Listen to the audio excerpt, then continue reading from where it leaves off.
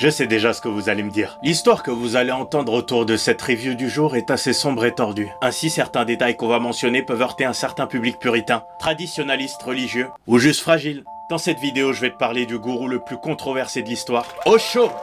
Je vous avertis d'avance que ça va piquer. Si tu le connais déjà, tu risques d'avoir un avis déjà tranché sur la question et tu vas sûrement chercher dans cette vidéo à confronter ton opinion à un biais de confirmation. Et si tu ne le connais pas, c'est l'occasion pour toi de faire la découverte d'un personnage des plus ambigus qui nous ait jamais été donné de connaître et de pouvoir te faire ton propre avis sur la question. Pour les habitués du format, vous connaissez déjà la chanson. Restez jusqu'au bout de la vidéo pour la scène post-générique qui est le trailer de la prochaine vidéo dont le thème est à deviner en commentaire. Abonnez-vous pour plus de reviews et de débunkage autour du développement personnel. Pour les nouveaux, accrochez-vous, car Osho, l'histoire tragique du gourou qui a fait trembler l'Amérique, c'est maintenant. Bienvenue sur Goms Expérimente, la chaîne qui vous fait voyager à travers les âges, les pays et les époques par le développement de soi. Et sans plus attendre, let's Goms! My conception of a beautiful flowering being is not that of austerity, it is of luxury. Poor people cannot come to me. The gap is too big. Beggars cannot come to me. They can hear me, but they cannot understand me. So it is natural. I am the rich man's guru. Isn't that a contradiction with the traditional... I am a spiritual playboy. Nous sommes le 11 décembre 1931 dans la région de Chandramohan en Inde. Dans une Inde coloniale qui se situe à une quinzaine d'années de son indépendance, naîtra un étrange et ambigu personnage haut en couleur. Un homme qui aura prôné toute sa vie la liberté et l'aura lui-même vécu en subjuguant des foules entières, voire même selon certains critiques, en les maintenant sous une emprise et une hypnose collective. Osho, de son vrai nom Chandra Mohan Jain, Bhagwan Sri Rajneesh ou simplement Rajneesh, est communément considéré comme un mystique, philosophe, conférencier, homme d'affaires et surtout comme un gourou. Bhagwan Rajneesh est l'aîné d'une fratrie de 11 enfants. Il est le fils d'un commerçant, un marchand d'habits et d'une mère dont on ne sait pas grand chose. Ses deux parents sont des fervents pratiquants du jaïnisme, une des 10 religions les plus pratiquées en Inde, fondée sur la non-violence et le respect de la vie animale. Mais très tôt, la vie de famille nombreuse devient assez éreintante et onéreuse. Eh oui, ça coûte du blé d'élever des enfants. Et les grands-parents de Osho l'on voit vivre chez ses grands-parents du côté maternel. Le petit Rajneesh va vivre chez eux jusqu'à l'âge de 7 ans, à la date malencontreuse du décès de son grand-père. Alors on sait pas précisément exactement quel impact psychologique ça a eu sur notre futur gourou, mais moi de mon point de vue, au vu de la vie de famille heureuse qu'il menait, je pense qu'on est en droit de se poser la question, et même de supposer fortement, que cet événement qui arrive à un âge précoce du développement du cerveau a pu créer un choc émotionnel qui a altéré par la suite la personnalité de Osho. Évidemment, il y a plein d'autres facteurs qui rentrent en ligne de compte dans la construction de la personnalité, mais les traumatismes, tout comme les chocs émotionnels minimes, y contribuent aussi et ils peuvent avoir un rôle décisif dedans. Mais ça, encore une fois, ça n'engage que moi, donnez votre avis en commentaire. À la suite du décès de son grand-père, Rajneesh retourne vivre chez ses parents, où il poursuit son éducation dans un cadre toujours permissif et assez libre, malgré l'événement tragique qui a eu lieu. Dès son plus jeune âge, on observe dans l'entourage de Osho qu'il s'avère déjà être un enfant doué, à l'esprit rebelle, et plus tard un étudiant réfractaire que certains qualifieront de surdoué à haut potentiel, qui aime à s'engager dans des débats controversés et soigne toujours correctement son apparence et sa réputation. À sa majorité, il subit quand même quelques pressions familiales exercées sur lui pour qu'il se marie selon la tradition du jaïnisme. Mais au vu de son esprit critique, de la passion qu'il a pour les femmes et les excès auxquels il va s'adonner quelques années plus tard, je pense que vous comprendrez vite pourquoi il a résisté à la pression familiale. Rajneesh avait déjà une conception bien précise des relations en tête, et même une vision. À l'âge de 19 ans, il commence déjà les prises de parole en public, dans des rassemblements religieux organisés par des membres de sa communauté. Il y participe tous les ans pendant une quinzaine d'années, et il prétend au cours de ces années-là avoir trouvé un certain éveil spirituel. Après s'être assis sous un arbre le premier jour de printemps, et il obtient son Master of Arts en philosophie, avec les félicitations du jury. Équivalent d'un Master Bac plus 5 pour ceux qui vivent en France. Au passage, un petit salut à tous les membres de la francophonie qui regardent. Continuez de vous abonner. Il avait commencé à être prof de philo mais a vite été considéré comme un danger pour ses élèves en termes d'idéologie et de moralité. Il a même été viré d'un des établissements où il a bossé. Au début des années 60, il entame un voyage et se met à traverser toute l'Inde sous le nom de Acharya Rajneesh. Acharya voulant dire le professeur en hindi. Rajneesh, son surnom depuis qu'il est gosse, qui signifie le maître de la nuit.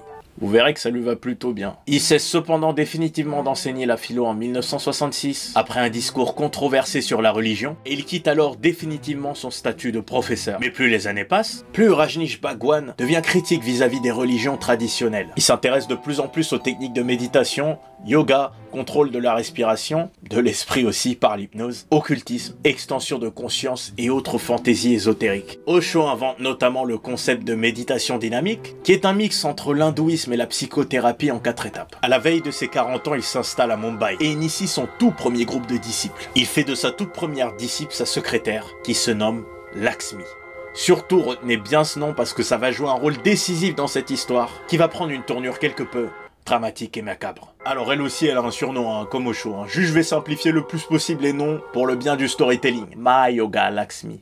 D'ailleurs, en parlant de nom, à ses 40 ans, Osho abandonne définitivement son nom de naissance Chandra Mohan Jain pour adopter le nom de Bhagwan Shree Rajneesh. Rajneesh, le nom avec lequel il va accomplir la plupart de ses prouesses et aussi se faire connaître de la justice américaine dans de nombreux scandales à venir. Il s'établit ensuite à Pune en 1974 où il établit là-bas ce qu'on appelle un ashram. Un ashram, c'est un lieu de culte où les disciples se regroupent autour d'un seul et même gourou pour recevoir son enseignement.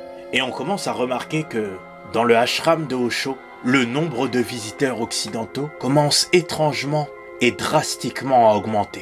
En effet, à une époque où le New Age est en plein essor, l'ashram de Osho de Pune en Inde, pays qui est fortement associé à la spiritualité suprême dans l'inconscient collectif, devient de plus en plus un lieu d'attraction pour les touristes. Et qui commence même à rapporter beaucoup d'argent. Attractif notamment sur le plan sexuel.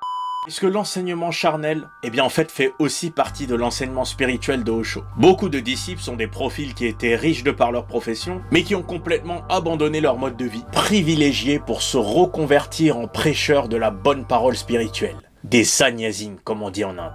Pour la plupart, célibataires ou en quête de sens dans leur vie. Des intellectuels en quête d'identité lassés de matérialisme. Des gens fatigués de la vie. Vers la fin et la fermeture du ashram de Pune en 1981, il y aura alors plus de 30 000 adeptes, dont une majorité d'Américains, retenez bien ce détail, et d'Européens dans l'audience quotidienne du gourou Osho. Cependant, les controverses et les polémiques augmentent. Et évidemment, si t'ouvres un temple religieux qui banalise les prises de drogue et les relations charnelles, ça va vite se savoir. Et les autorités vont vite te tomber dessus. Surtout dans un pays comme l'Inde, à la veille des années 80. Et c'est là que vous commencez à comprendre vers quel type de dérive on va se diriger. Toutes les accusations et allégations qui vont être proférées à l'encontre de la communauté, qui sont d'ailleurs vraies au demeurant, vont évidemment gâcher la réputation de l'ashram de Pune, de Osho. Tout cela a été aggravé par de nombreux conflits avec des leaders religieux du pays de l'époque, qui ont vu Osho comme un leader d'opinion, démoniaque, pervers et manipulateur. Mais est-ce vraiment le cas dans les faits? Je vous laisse le soin de le découvrir un peu plus tard. Nous sommes donc rendus au printemps 1980, et après plus de 15 ans de prise de parole en public, Osho décide d'entamer une période de vœux de silence public qui va durer plus de 4 ans. En d'autres mots, il décide de fermer la gueule. Plusieurs thèses subsistent sur ce fameux vœu de silence, qui n'est finalement peut-être pas si innocent que ça. On pense en effet d'un côté que ce vœu de silence a pour but d'entrer au cœur de soi-même et de son identité, et d'un autre côté dans l'opinion publique. On pensera que l'objectif derrière cette démarche était surtout de ne pas se compromettre verbalement aux yeux de la justice indienne. Moi je pense tout simplement, si vous voulez mon avis, que c'est un mélange des deux. Mais aussi et surtout parce que Bhagwan Rajneesh nourrissait un projet plus large. Bhagwan dit Osho a toujours eu un rêve, celui de créer sa terre promise, une terre et un territoire qui pourrait nourrir toute une population, et il est bien déterminé à le concrétiser dans le monde réel. À des années-lumière des gourous hippies qui sont dans la lune et qui préfèrent rêver dans l'inaction et l'idéalisme, Osho mobilise sa secrétaire du moment Lakshmi dans toute l'Inde pour qu'elle parte à la recherche de cette terre promise. Le problème est cependant que le paysage politique actuel du pays ne permet pas une énorme marge de manœuvre. En effet, à cette époque-là, la femme du Mahatma Gandhi est au pouvoir. Et, ayant déjà connaissance du mouvement d'Osho, elle stigmatise et met tout en œuvre pour saboter leur expansion idéologique. C'est une impasse politique et juridique à laquelle il va falloir remédier. La situation et le climat en Inde sont de plus en plus tendus. Le vœu de silence de Osho est d'autant plus important qu'il doit montrer l'exemple. Et tout le monde devra en réalité tenir sa langue sur le projet ambitieux qui se trame en coulisses. En effet, si la moindre personne extérieure au mouvement de Rajneesh est au courant de l'événement majeur qui est sur le point de se dérouler dans l'ombre, alors rien ne se passera. Mais quel est donc cet événement majeur qui va bouleverser l'histoire du ashram de Pune? C'est à cette même période que Osho décide en parallèle de changer de secrétaire et qu'un sinistre personnage va entrer en scène. Retenez bien son nom, parce qu'elle va être impliquée dans de nombreux crimes à venir. Sheila Silverman, aussi surnommée Mahanand Chila. Mahanand Chila, on va pas se mentir, c'est une groupie. Elle a rencontré Osho quand elle avait même pas 16 ans. La première fois qu'elle l'a vu, elle a failli tomber dans les pommes et a avoué d'elle-même que si elle était morte à cet instant précis, bah ça aurait été totalement ok. Elle a vraiment tout le starter pack de la groupie. Elle le considère comme le prochain Bouddha et elle trouve qu'il s'exprime comme Sarasvati, la déesse de la connaissance, comme un serpent dans le bout de la langue et fourchu. Ouais, ça j'avoue c'est pas faux par contre. Le problème, c'est que Mahanand Chila est une fidèle un peu trop zélée et un peu trop dévouée à la cause. C'est une idéaliste un peu utopiste qui a aussi tendance à idéaliser tout ce qu'elle aime et qu'elle chérit. Et elle est amoureuse d'Osho, hein, on va se le dire. C'est documenté nulle part mais moi je te le dis. Au fur et à mesure qu'elle entre dans les bonnes grâces d'Osho, Mahanand Chila s'avère être une secrétaire de plus en plus contrôlante et jalouse de tous ceux qui pourraient lui voler la vedette auprès de son gourou préféré. Chila n'aime pas spécialement méditer, elle n'est pas spécialement spirituelle, mais ce qu'elle aime par-dessus tout, c'est le travail organisé et décidé. Vous les voyez venir les red flags ou pas? Mais bon, rassurez-vous, Osho n'était pas si con que ça et avait déjà des soupçons sur ses intentions. Il gardait un œil sur elle et il la surveillait de près. En dépit du succès de son ashram en Inde, Osho fait l'objet de nombreuses critiques et se retrouve en proie à des tensions et des menaces de plus en plus pesantes. Tout cela a donné à la communauté de l'ashram de Pune un élan salutaire et quelque peu farfelu, ambitieux. Celui de partir crime commune à l'étranger. C'est d'ailleurs par cette opportunité que Chila a évincé Lakshmi, l'ancienne secrétaire, puisqu'elle va réussir, là où cette dernière a échoué, trouver une terre promise à son gourou Osho. L'Inde a préparé la voie pour quelque chose de plus grand, de plus grandiose. Mais quoi donc? Pour Bhagwan Rajneesh, alias Osho, la vision était beaucoup plus terre à terre. Il faut être riche. En effet, le ashram de Pune, entre 1974 et 1981, sa fermeture, avait déjà accumulé pendant cette période pas mal de biens et de richesses, tant par les stages de méditation qui coûtaient bonbon, mais aussi par l'accumulation des savoirs des adeptes occidentaux en présence, aussi d'infrastructures comme des banques au sein même de l'ashram de Pune, avec leur propre système de cartes de paiement, ce qui est assez ouf pour un mouvement censé rassembler des hippies complètement perchés, et que beaucoup considèrent déjà comme un mouvement sectaire.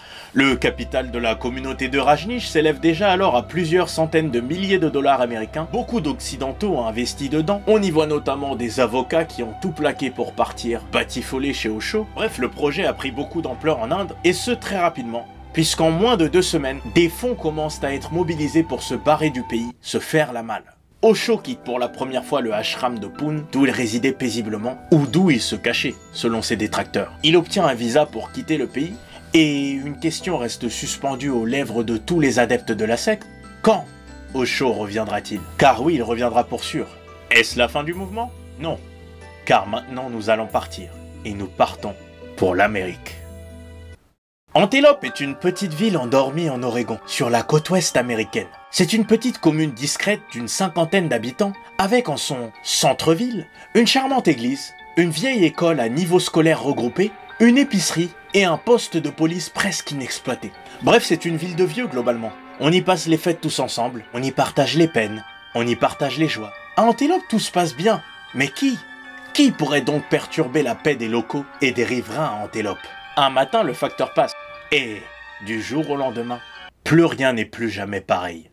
Un mini-article du journal local de Antelope le mentionne en mille. Ils viennent racheter un ranch à Antelope. Mais qui ça, ils? Ils, c'est la communauté de Rajneesh. 80 000 hectares de collines à disposition. De la nature à perte de vue. Un territoire non exploité. Telle sera la terre promise de la secte de Bhagwan Rajneesh, alias Osho.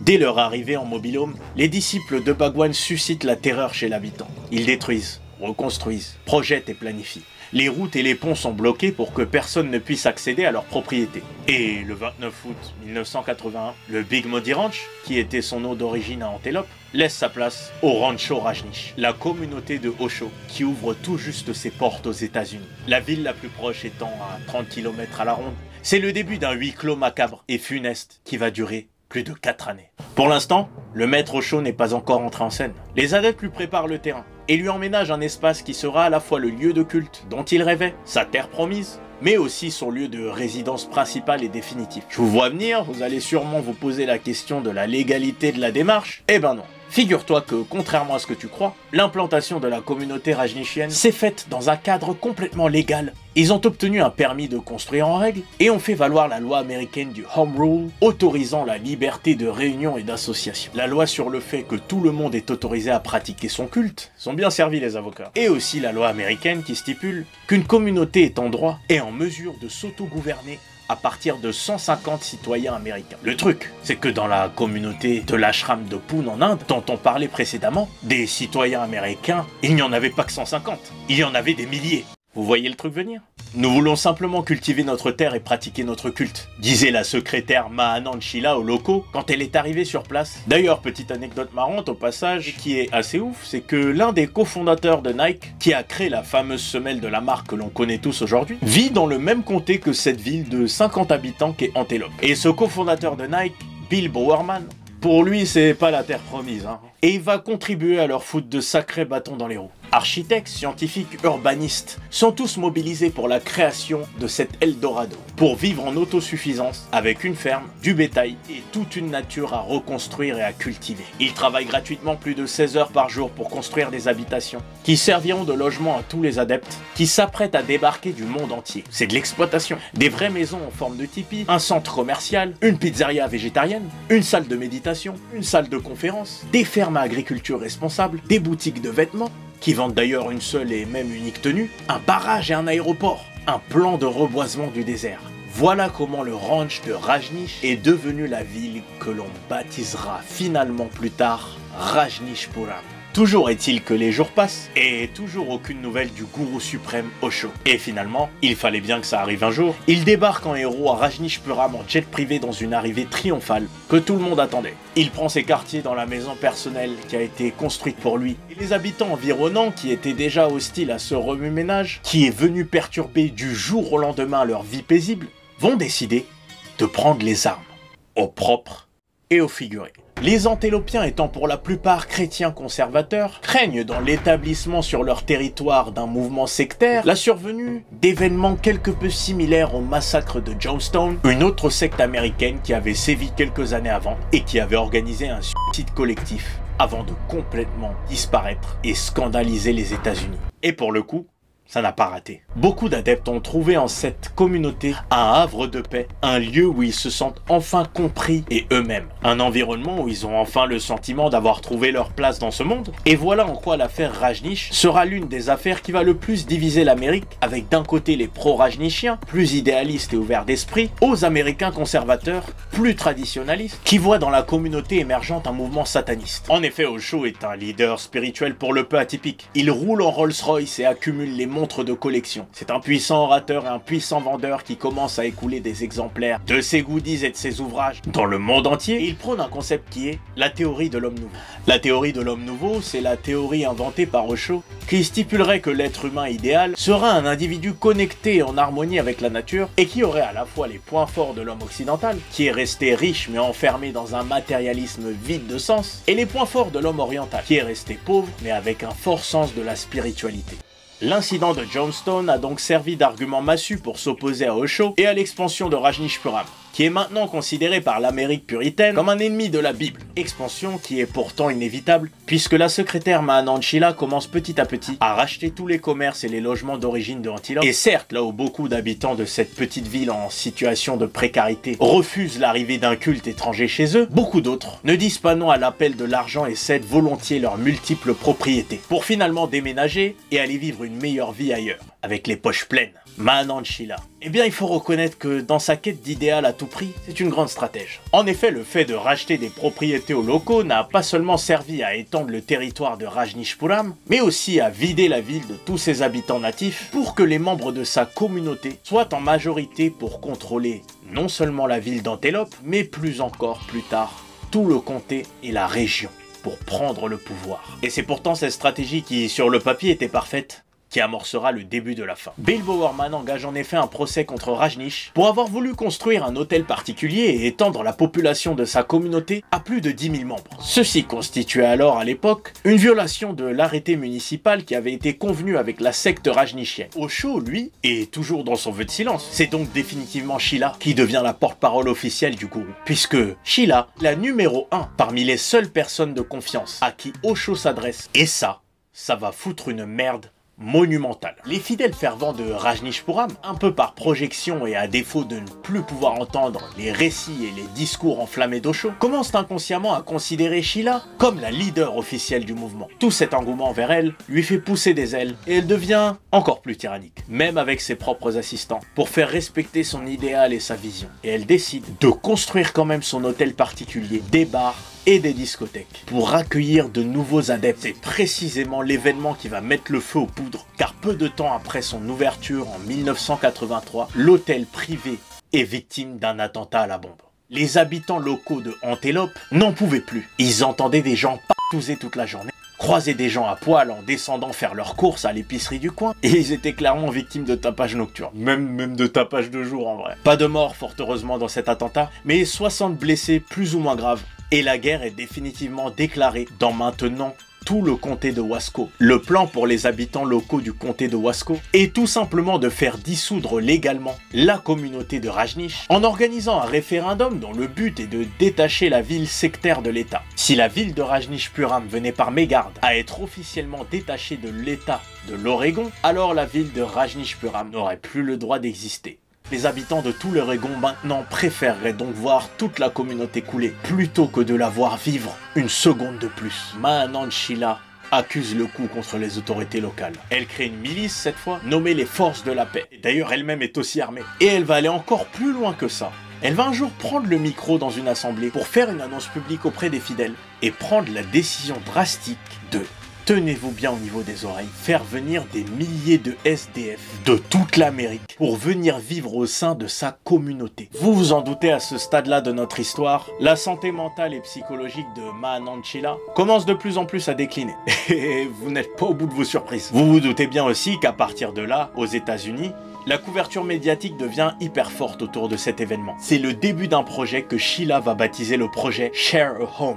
Partager une maison en français. Et Sheila passe à la télé sans pression pour parler non seulement de sa démarche, mais aussi même de manière générale de la philosophie du gourou Osho et l'autoproclamer officiellement au monde comme une religion. Je vous passe aussi les doigts d'honneur et les propos sexuels tenus en plein plateau télévisé. Des bus entiers affluent alors en masse de toute l'Amérique. Ce sont des navettes gratuites qui transportent en leur sein absolument tous les SDF qui se sont portés volontaires pour venir vivre à Rajneeshpuram. Le deal est le suivant. Un repas gratuit et un logement contre des bras et de la main d'œuvre pour aider à développer et construire davantage la communauté. 3500 SDF arrivent en 40 jours, puis 7000 au total sur toute la durée du projet. On se retrouve alors avec une ville de Rajneeshpuram où se mélangent jeunes hippies en quête d'aventure, millionnaires de Hollywood en quête de sensations fortes qui s'ennuient dans leur vie quotidienne et qui, on va se le dire, contribuent financièrement et majoritairement à la communauté, et des SDF sortis de nulle part, qui certes pour la plupart sont honnêtes et droits dans leurs bottes, mais d'autres complètement instables, drogués, alcooliques, voire physiquement dangereux. Certains sont des anciens prisonniers, ils dorment dans des champs, des maisons abandonnées, vagabondent dans la rue. Mais pour Sheila, tout va bien. Les SDF, c'est aussi des voix supplémentaires aux élections municipales. Et puis, s'ils sont turbulents, on met des calmants dans leur bière, hein. Et c'est vraiment ce que Mahanand Sheila a commencé à faire pour canaliser les plus récalcitrants d'entre eux. Très vite, les SDF ont été interdits arbitrairement de vote à l'élection municipale de 84 par le gouvernement américain. Bien qu'ils respectaient la loi qui voulait qu'ils aient tous plus de 18 ans et résident depuis plus de 20 jours en Oregon, cette interdiction a évidemment mené à des manifestations, des émeutes et des actes de violence dans tout le comté de Wasco. Sheila lance des représailles. Elle organise des procès publics arbitraires pour virer certains de ces SDF qui vont alors se retrouver à mendier sur les routes livrées à eux-mêmes. Et plus sombre encore, elle fait ouvrir un laboratoire et décide d'empoisonner tous les restaurants et le service des eaux de la ville. Mais est-ce qu'on est vraiment à ça près finalement, non? Son projet machiavélique aboutit et elle réussit à propager une épidémie de salmonellose avec plus de 750 cas de contamination. Et elle fait même offrir anonymement des boîtes de chocolat contaminées aux riverains. Et malheureusement pour elle, même si beaucoup finissent à l'hôpital, 0 victime. Autant vous dire que cet acte est considéré comme un acte de terroriste et qu'il marque le début d'une ère de terreur et de paranoïa totale sur tout l'état de l'Oregon. Aucune preuve n'est cependant trouvée à l'encontre de Sheila et elle va d'ailleurs démentir avec des propos glaçants. Accrochez-vous bien. On m'a accusé de tentative de meurtre. Oui, mais c'est faux, parce que je réussis toujours ce que j'entreprends. En parlant d'empoisonnement, l'état de santé de Osho, pour des raisons étranges, commence à s'aggraver. Et Sheila commence à accuser les adeptes riches qui viennent de Hollywood, dont elle est éperdument jalouse, de le droguer pour mieux le manipuler et lui soutirer du pouvoir et de l'argent. Et notamment, une certaine Mahanand Assia, c'est pas son vrai nom, sans surprise, et son médecin, Devaraj, qui n'est pas non plus indien de papier. Ces deux personnes-là prennent de plus en plus d'influence et d'espace auprès du gourou, puisqu'elles le couvrent de cadeaux et lui organisent de juteuses levées de fonds pour financer au quotidien la communauté. Elle lui rapporte de l'argent en gros. Sheila commence donc à perdre le monopole, pouvoir qu'elle s'était octroyé, mais bon, venant d'une vieille folle comme elle, des soupçons de meurtre et d'empoisonnement, est-ce qu'on peut la croire? Et pourtant, l'avenir lui donnera raison. Osho, à l'opposé en parallèle, devenait une sorte d'icône New Age et de la spiritualité partout dans le monde, je dirais même plus une rockstar à ce stade. Il a un style vestimentaire atypique, un certain sens de l'humour, qui fait qu'on s'attache vite au personnage. Et je vais pas vous mentir, il a quelques punchlines. Plus on parlait d'eux dans le monde, plus la communauté de Rajneeshpuram prenait du poids. Le mouvement rajneeshien atteint alors à son pic les 30 000 adeptes sannyasines, avec plus de 500 000 contribuants financiers. Des communautés ouvrent partout en Europe, au Japon et en Australie, avec un capital boursier et de placements financiers d'un total de plus de 45 millions de dollars. C'est énorme. Et l'argent entraînant l'argent, la curiosité entraînant les curieux, il y a un petit groupe d'enquêteurs qui va commencer à entrer en scène pour voir de plus près les activités de ce petit groupe de hippies sympas qui font la fête là. Le FBI, ça vous dit quelque chose? Vous vous en doutez. Plus l'ascension est haute, plus la chute est terrible. La communauté rajneeshienne principale de Osho, basée à Antelope, était en effet espionnée et infiltrée à son insu. Sheila, qui prenait de plus en plus de pouvoir et d'espace au sein du mouvement, mais qui commençait également en parallèle à en perdre, a bien tenté de mettre les établissements sur écoute et sous surveillance caméra à son tour. Mais très vite, des documents compromettants ont été découverts par des populations locales qui ont décidé de collaborer avec le FBI. Sur ces documents, une tonne d'informations concernant des histoires de mariage, arrangées pour les papiers, de fraude fiscale aux États-Unis et en Inde, de boycott et de censure, de trafic de fausses monnaies, d'incendies criminels, de comptes rendus de réunions secrètes, de campagnes d'assassinats sur liste. Et Sheila avait même un bunker privé. Voilà, cette info, c'est cadeau, c'est juste pour la culture. Même si la police locale était loyale envers Osho, les choses ont vite commencé à tourner au vinaigre pour le mouvement de Rajneeshpuram. La paranoïa augmentant, Sheila prémédite et orchestre le meurtre du docteur de Osho, Devaraj, et cette tentative échoue. En même temps, quand t'envoies une meuf de 45 kilos pour essayer de planter une seringue létale dans un mec qui fait le double de ton poids et de ta taille, il y a quelques risques d'échouer. Osho avait apparemment décidé de planifier sa mort ce jour-là, ce qui est une triste nouvelle. Il avait choisi de la planifier le jour du maître, qui était le 6 juillet 1985. Un peu leur fête nationale, quoi. Sheila entre alors en cavale et s'enfuit de Rajneeshpuram. Un mandat d'arrêt international est établi contre elle et le FBI la recherche alors activement. Les gens étaient vraiment heureux à Rajneeshpuram et soulagés à l'annonce de son départ. Vraiment, c'est pas une blague. Et d'ailleurs, c'est Mahanand Assia qui a été élue nouvelle secrétaire de Osho. Osho sort de son vœu de silence public qui a duré 4 ans pour insulter Sheila. Et la guerre est déclarée entre les deux. L'affaire Rajneeshpuram en général commence de plus en plus à prendre une ampleur mondiale. Et Washington, en d'autres mots la Maison Blanche, commence de plus en plus à faire pression pour se débarrasser de Rajneesh et de sa communauté. Osho a bien tenté de demander le statut de chef religieux pour être protégé aux yeux de l'État, mais il était déjà trop tard, et l'immigration a refusé d'accéder à toutes ses requêtes. Il devient alors officiellement l'homme à abattre, et une demande d'expulsion à son encontre est en cours d'examen. 45 avocats mobilisés pour Osho, mais en face, une enquête de 18 mois, de plus de 35 000 pages, dont les preuves ne cessent de s'accumuler en faveur de la chute de l'empire rajneeshien. D'ailleurs, l'enquête était vraiment mal partie, puisque dès leur arrivée à Rajneeshpuram, le FBI est tombé sur un couple qui était en train de... Donc quelque part, voilà, les jeux étaient déjà faits. Sans parler du fait que Osho commençait à acheter des armes non traçables sur le marché pour se venger de Sheila. Bref, il s'est complètement tiré une balle dans le pied juridiquement. Rideau. Après une perquisition et un raid sur mandat d'arrêt du FBI, Osho en cavale à travers tous les États-Unis et Mahanand Sheila en cavale sur l'île de Joe East. Les deux instigateurs du mouvement sont arrêtés le même jour. Les retrouvailles avec Osho seront froides, car tous deux seront jugés en Oregon. Et Sheila plaide coupable au procès sans témoigner contre Osho. Elle est condamnée à 4 ans et demi de prison ferme et à 469 000 $ d'amende pour tentative de meurtre, empoisonnement, complot et agression au premier degré. Elle devra quitter le territoire américain immédiatement après sa libération, une fois sa peine effectuée. Osho, transféré de prison en prison et d'état en état en Amérique, arrive épuisé à la veille de son procès. Aux États-Unis, il n'y a pas de procès si un accusé plaide coupable d'entrée de jeu. Il plaide coupable avant même que son procès commence. Tous les membres de Rajneeshpuram plient à leurs bagages et quittent l'Oregon. La ville de Rajneeshpuram est donc dissoute ce jour-là pour reprendre le nom d'Antelope, qui était son nom d'origine. Nous sommes alors en hiver 1985. Beaucoup de commerces ont fermé à Antelope et l'école aussi. Quelque chose a été brisé entre les habitants restants de la ville, la confiance. Le ranch a été remplacé et racheté par un camp religieux pour jeunes chrétiens. Osho retourne à New Delhi en 1985 et à Skip, il a tenté un nouveau truc à Katmandou au Népal, un nouveau mouvement, puis en Crète, en Méditerranée, puis il a finalement été arrêté par la CIA grecque. Il a tenté Genève, Stockholm et London, mais l'immigration lui a à chaque fois refusé l'entrée. Il revient en Inde en 1986 et il reçoit son actuel surnom de Osho, qui signifie maître en japonais.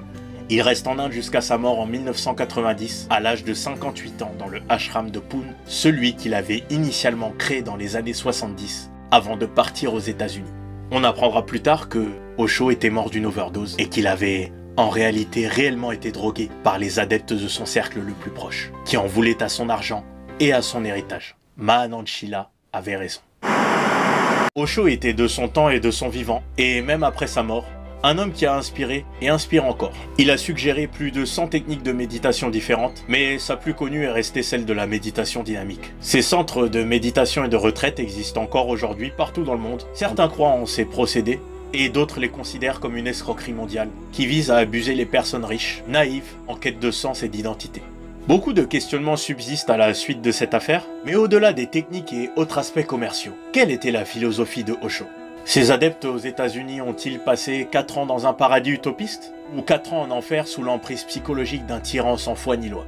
Le message de Osho était-il une prophétie autoréalisatrice qui partait au départ d'une mauvaise intention mais a changé positivement la vie de millions de personnes ? Ou Osho était-il juste simplement un gourou naïf et idéaliste, facile à influencer à partir du moment où on arrivait à gagner sa confiance ? Vous l'aurez donc compris, que l'on y adhère ou que l'on n'y adhère pas, le message n'est pas le messager. La foi en une idéologie, un mouvement ou une philosophie ne dépend en réalité pas de son guide, mais de ceux qui choisissent d'y croire. Nous sommes en réalité tous seuls face à cette quête profonde de sens. S'il est bien de posséder certaines croyances à notre égard, alors il est peut-être tout autant de pouvoir s'inspirer de celles des autres, sans pour autant y perdre et y laisser notre identité. Car face à notre terrible destin, qui est celui d'un jour mourir et de quitter ce monde, au moment de donner son dernier souffle, à part de nous-mêmes et de qui nous sommes profondément, d'où nous viendra notre salut ? Voici donc finalement les 10 philosophies de vie controversées que prônait Osho. Les 10 philosophies de vie les plus marquantes dans lesquelles chacun pourrait potentiellement trouver une source d'inspiration ou non.